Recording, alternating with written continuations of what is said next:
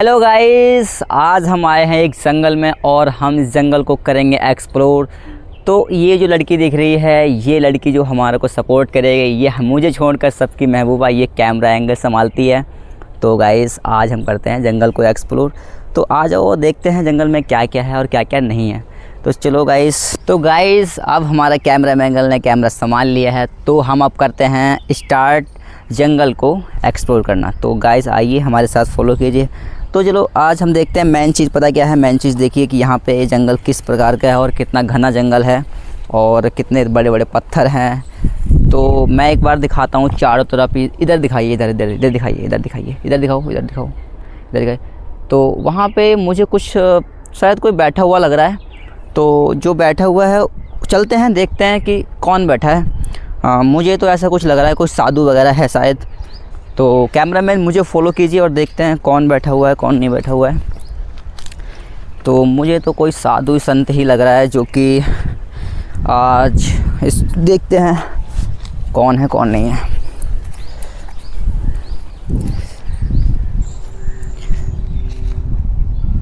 अबे भाई तुम अबे क्या हुलिया बना रखा भाई। ये शक्ल कैसी बना रखी भाई।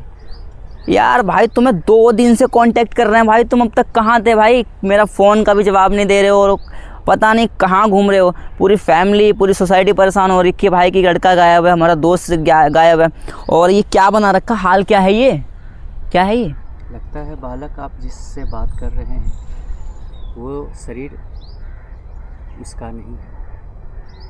इसमें जो आत्मा है वो ये नहीं है। अब वो शरीर वो त्याग चुका है। क्या आप उसके परिचित हैं? मैं तो परिचित हूँ पूरी अच्छी तरह। मेरे दोस्त तो भाई तुम कैसी बातें कर रहे हो बहकी बहकी। यार ये क्या है भाई, मजाक मत कर यार। घर चल भाई, वैसे भी 2 दिन से बहुत ज़्यादा परेशान हो रखा हूँ यार। तो प्रतीत होता है आप उसके मित्र हैं।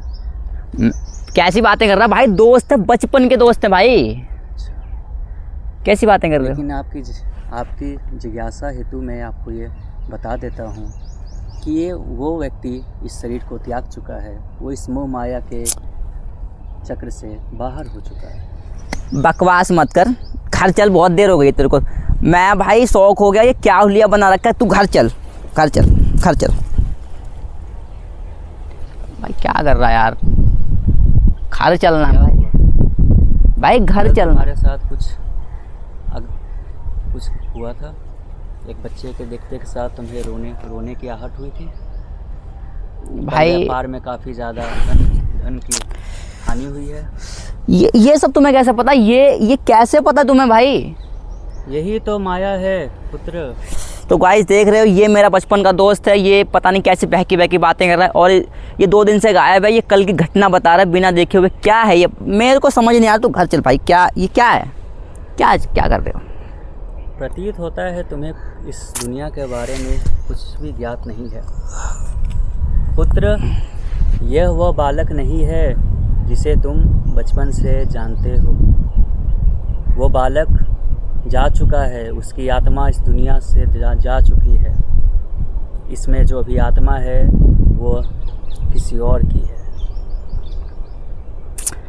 अगर ऐसी बात है तो हम आपसे कुछ पूछते हैं, कुछ सवाल करते हैं और देखते हैं कि आपको कितना पता है। वैसे तो जी अवश्य पूछो बालक। आप जो भी हो, मेरे दोस्त हो, लेकिन आपके बताने के अनुसार बाबा एक हो, एक संत रूपी बाबा हो। तो देखते हैं कि अगर आप सच में कुछ जानते हो दुनिया के बारे में, बिना देखे एक्सप्लोर कर सकते हो, बता सकते हो, तो हम आपसे करेंगे कुछ सवाल। तो आइए कैमरामैन फोकस कीजिए बाबा जी पे और हम इनसे करते हैं कुछ सवाल जो कि देखते हैं अगर ये सच में बाबा हैं तो कुछ भी बता सकते हैं। और वैसे तो ये मेरे दोस्त हैं लेकिन इनको यकीन नहीं है। इनका कहना है कि ये शरीर किसी और का है और आत्मा एक संत रूपी बाबा जी की है। तो मुझे तो ऐसा नहीं लगता है। टेस्टिंग करते हैं सवाल पूछ के और देखते हैं कि क्या प्रतीत होता है इनके सवालों से। तो अभी हम माइक से थोड़ा सा इनसे सवाल करेंगे। तो इसी बीच आते हैं। तो बाबा जी आपके बताने के अनुसार आप कहना चाहते हो कि मैं हूँ बाबा संत रूपी और ये शरीर किसी और का है। मैं इस शरीर में मतलब कि प्रवेश कर चुका हूँ। तो अवश्य बालक। तो आप मेरे सवालों का जवाब दीजिए। जैसे कि आपको सारा सब कुछ पता है मेरे बारे में, आपने बहुत कुछ बताया है, तो मैं आपसे क्वेश्चन करना चाहता हूँ कि क्वेश्चन ये है कि आप महाकुंभ के बारे में क्या कहना चाहेंगे? वहाँ पे क्या चल रहा है इस टाइम पे, कुछ बताएंगे?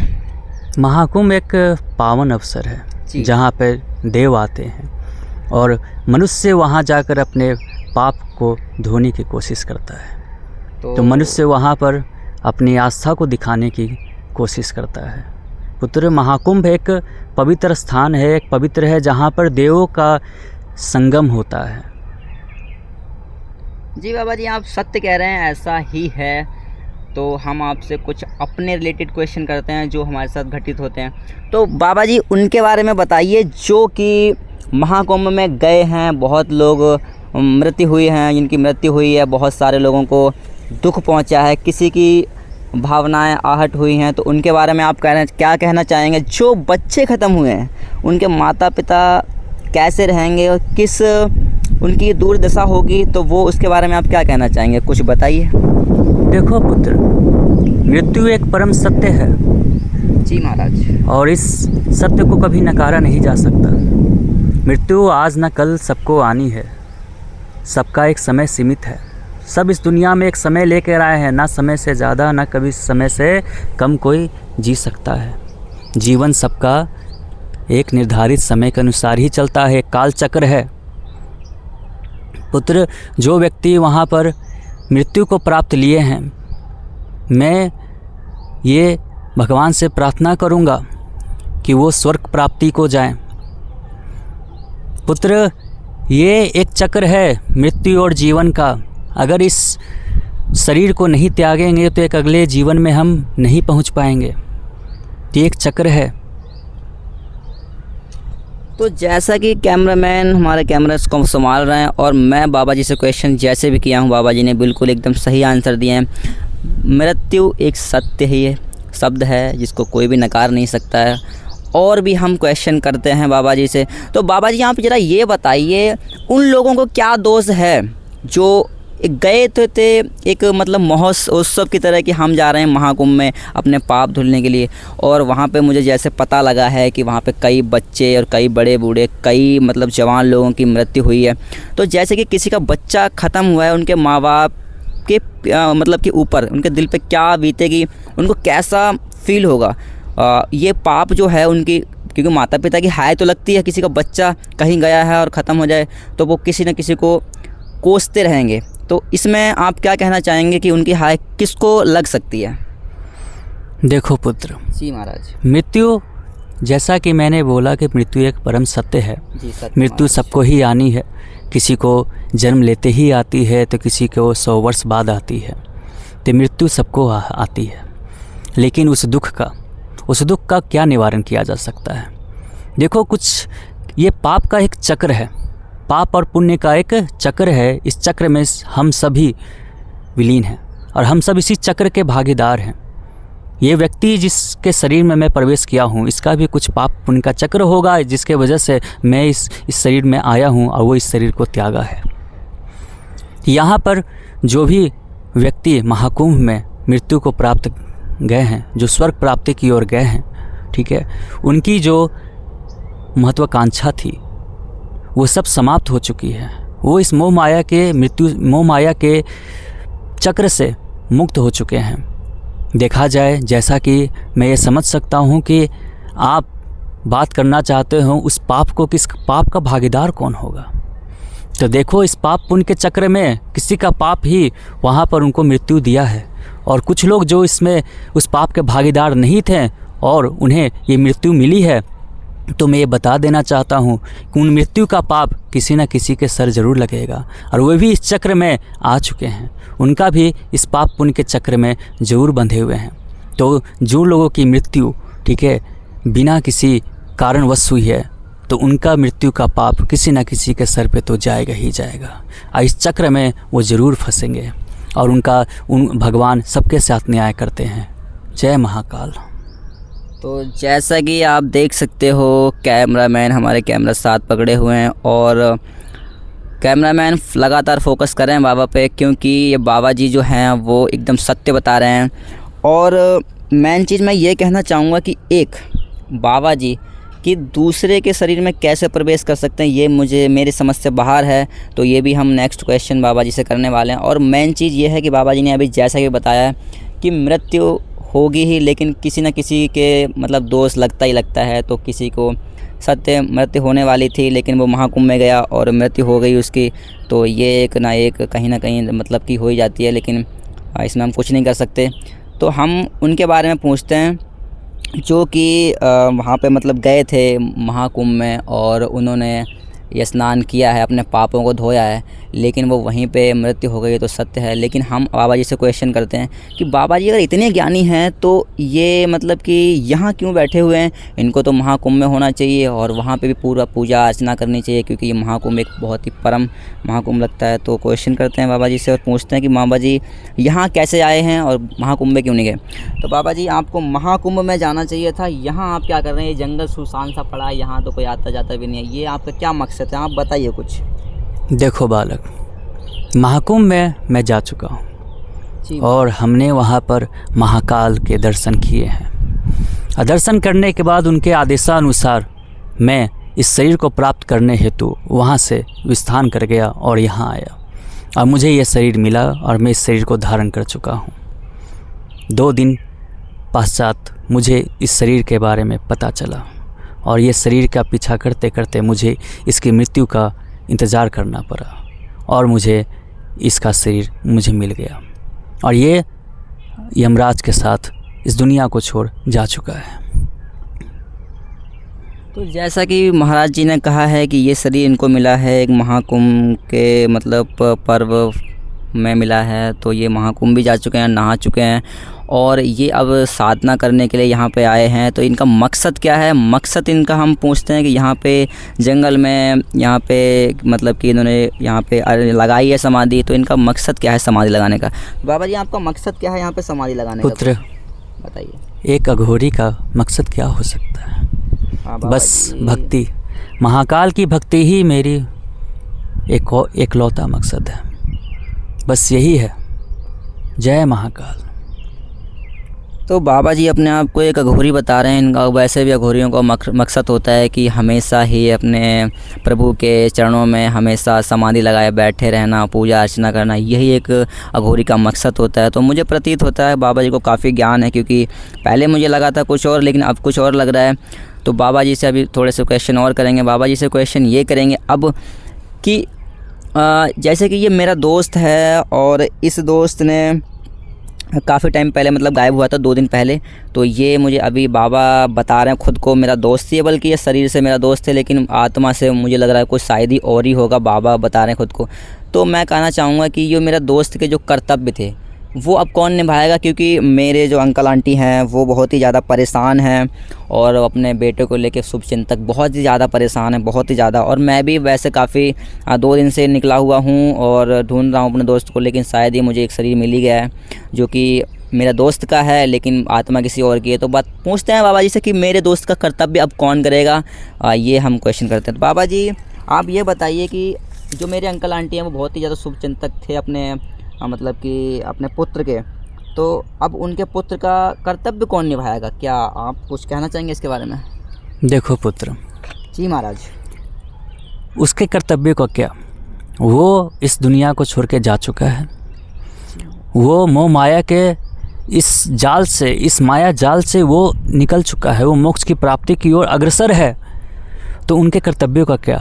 वो इस आत्मा के साथ अपने कर्तव्यों का भी निर्वहन कर चुका है, छोड़ चुका है, मोह माया को छोड़ चुका है। तो अब उसके कर्तव्यों का कोई अंश नहीं है, कोई शेष नहीं बचा है।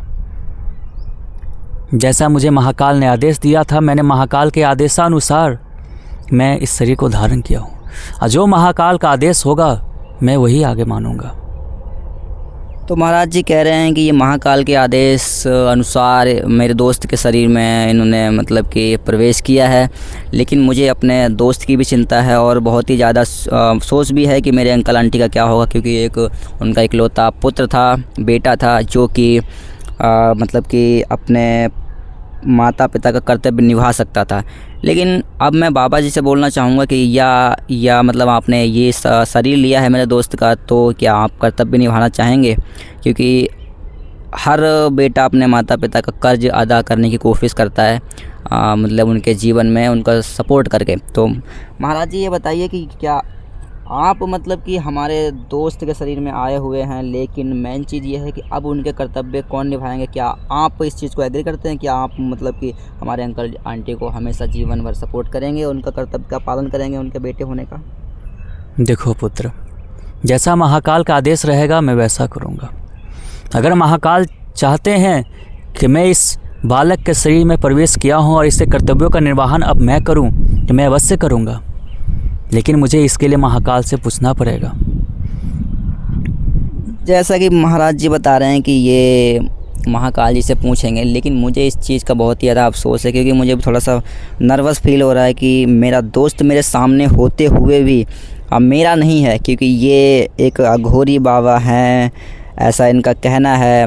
लेकिन मैं कहना चाहूँगा इनको कि महाराज जी ऐसा कुछ उपाय निकालें जो कि मुझे मेरा दोस्त भी मिल जाए और मेरे अंकल आंटी को उनका पुत्र भी वापस मिल जाए। तो इसके बारे में इनके पूछेंगे, इनसे राय लेंगे कि ऐसा हो सकता है क्या। तो महाराज जी ऐसा कुछ बताइए कि जैसे कि आप इस शरीर में रह कर के कि मतलब इस शरीर में रह कर के हमारे अंकल आंटी को सपोर्ट करें और उनके जीवन को आसान बनाएं। अपने महाकाल से कुछ आदेश लीजिए और बताइए कुछ जीवन उनका आसान हो सकता है। महाराज जी कुछ बोलेंगे आप? देखो महाराज जी थोड़ा से चिंता में हैं, शायद अपने महाकाल जी से कुछ अपनी अर्जियां लगा रहे हैं और कुछ देख रहे हैं। तो देखते हैं अभी मुझे क्या रास्ता दिखाइए। हे महाकाल आदेश करें। हे महाकाल मुझे बताएं, ये जो बालक कह रहा है क्या मुझे उस कर्तव्य का निर्वहन करना चाहिए? हे महाकाल इस शरीर को प्राप्त करने का, इस शरीर को धारण करने का उद्देश्य क्या है मुझे बताएं। हे महाकाल मुझे बताएं।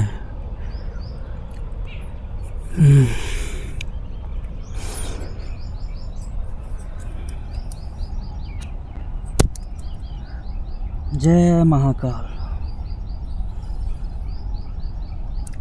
जय महाकाल, कोटि कोटि नमस्कार। तो जैसा कि आप देख रहे हैं कि महाराज जी ने अभी शायद ही अपनी पूजा अर्चना के थ्रू जो भी किया है, मुझे तो ऐसा कुछ इसका ज़्यादा ज्ञान नहीं है। आ गया। तो महाराज जी पूछते हैं महाराज जी से कि महाराज क्या महाकाल ने कहा है कि शरीर के अधूरे कार्य को मुझे ही समाप्त करना पड़ेगा, और जब तक मैं उस कार्य को ना करूं तब तक मुझे अपने व्यक्तित्व को बाहर नहीं निकालना है, और मुझे इसी बालक के व्यक्तित्व को धारण करके आगे बढ़ना होगा और उस पाप को ख़त्म करना होगा। उस पाप से इसे मुक्ति दिलानी होगी और इसके माता पिता के हर तरह के कर्तव्यों का निर्वहन करना पड़ेगा। धन्य हो पुत्र, तुम्हारे जैसा मित्र प्राप्त करके ये बालक काफ़ी। तो महाराज जी जैसा कि कह रहे हैं कि ये हमारे अंकल आंटी का मतलब कि पुत्र बन कर के उनका धर्म का पालन करेंगे, उनके आदेश का पालन करेंगे। लेकिन अगर मेरे अंकल आंटी को या पता किसी को लग गया है कि ये मेरा पुत्र का शरीर होकर भी मेरा पुत्र नहीं है, तो ऐसे में उनके कलेजे पर, उनके दिल पर क्या बीतेगी और वो कैसा मतलब अपने आप को महसूस करेंगे। तो महाराज जी से ये पूछते हैं। तो महाराज जी अगर उनको अंकल आंटी को जी को पता लग गया कि आप उनके बेटे मतलब बन कर के आए हो, लेकिन उनके बेटा उनका पास होकर भी बहुत दूर चला गया है, अगर उनको ये पता लग गया तो उनको कैसा लगेगा, उनका दिल पर? देखो पुत्र, जी महाराज, महाकाल के आदेशानुसार मैं अपने व्यक्तित्व को त्याग दूंगा और इसके व्यक्तित्व को धारण कर लूँगा, जिस अनुसार उन किसी को भी ये प्रतीत नहीं होगा कि शरीर में उसकी आत्मा नहीं और किसी और की आत्मा है। मैं इसी के साथ इस कर्तव्य को धारण कर कुछ पुण्य की प्राप्ति कर लूँगा। महाकाल ने कुछ सोच समझ कर ही मुझे यहाँ भेजा है, और जैसा कि तुम्हें ने कहा और तुम महाकाल के संदेशवाहक के रूप में मुझे रास्ता दिखाया है। तुम एक काफ़ी उच्च कोटि के प्राणी हो, उच्च कोटि के बालक हो, और तुम जीवन में ज़रूर सफल होगे अपनी मेहनत करते रहो। और तुम्हारे जैसा मित्र किस्मत से किसी को मिलता है, भाग्य में इसके लिखा हुआ है। मैं कुछ क्षणों में उसके व्यक्तित्व को धारण करूँगा, इसलिए मुझे ध्यान करना होगा और उसके स्मरण शक्ति को मुझे अपने में धारण करना होगा, उसके व्यक्तित्व को धारण करना होगा। तो बालक मुझे आज्ञा दो। तो जैसा कि महाराज जी ने कि अभी बहुत कुछ बताया है, ये एक मेरे शरीर का मतलब कि मेरे दोस्त का शरीर है और महाराज जी अभी तक मतलब कि इस शरीर में काफ़ी टाइम से प्रवेश कर चुके हैं। लेकिन हाँ, मुझे महाराज जी की बातों से कुछ प्रतीत हो रहा है, जैसे कि महाराज जी हैं, एक अघोरी हैं, बहुत ही बड़े संत महात्मा हैं। तो लेकिन मुझे इसमें कुछ डाउट भी हैं और कुछ क्लियर भी हो चुके हैं मेरे, जैसे कि मुझे मेरा दोस्त वापस मिल जाएगा, मेरे अंकल आंटी को उनका पुत्र वापस मिल जाएगा। और ये जो महाराज हैं ये मतलब कि मेरे दोस्त बन करके, अपने माता पिता का पुत्र बन करके उनके कर्तव्यों का पालन करेंगे, यही मैं चाहता हूँ। तो जय बोलो जय महाकाल की। महाराज जी को हम करते हैं कोटि कोटि प्रणाम कि उन्होंने मेरी चिंताओं को दूर किया है और मेरे अंकल आंटियों का सहारा बनने की योजना में उनको मतलब कि आदेश मिल चुका है महाकाल से। तो वो मतलब कि अब करेंगे हमारे साथ में हमारे कर्तव्यों को आसान और अंकल आंटी जी के धर्मों का और कर्मों का पालन। तो बोलते हैं जय महाकाल की जय।